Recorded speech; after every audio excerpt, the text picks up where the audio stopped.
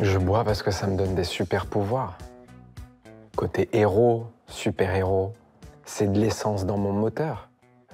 La recette miracle, le breuvage magique qui va me permettre d'être pleinement moi-même. C'est vraiment le côté rebelle, transgression. La nuit nous appartient, on est les rois du monde, on est jeunes. On traîne dans la rue, on va voler des plots qu'on trouve, on les ramène à la maison, on grimpe des lampadaires. Et si quelqu'un monte sur un abri de bus, eh bien, il faut que je trouve le next step. Et grâce à l'alcool, je deviens quelqu'un. J'ai le sentiment d'être un homme. Je peux plaire. Restez chaud. Grâce à l'alcool, j'ai mes premières expériences avec les filles. C'est toutes ces premières fois, en fait, qu'on goûte ado. Il y a des notions de performance dans tout ça. J'ai souvenir, alcoolisé, d'embrasser plusieurs filles dans la même soirée,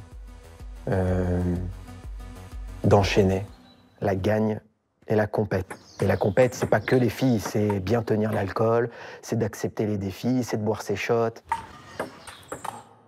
C'est de pas savoir dire non, hein. Ma première fois, c'est à l'âge de 19 ans.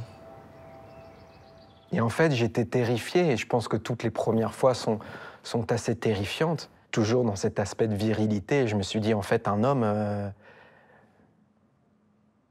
il fait.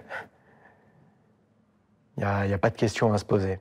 Et avant qu'elle arrive, j'ai déjà, je sais pas si c'était beaucoup, mais j'ai au moins une demi-bouteille de vin blanc dans le gosier avant qu'elle arrive. L'acte en lui-même est resté insignifiant, hein. Mais ensuite, ce qui est intéressant, c'est que j'ai jamais pu coucher avec une fille sobre.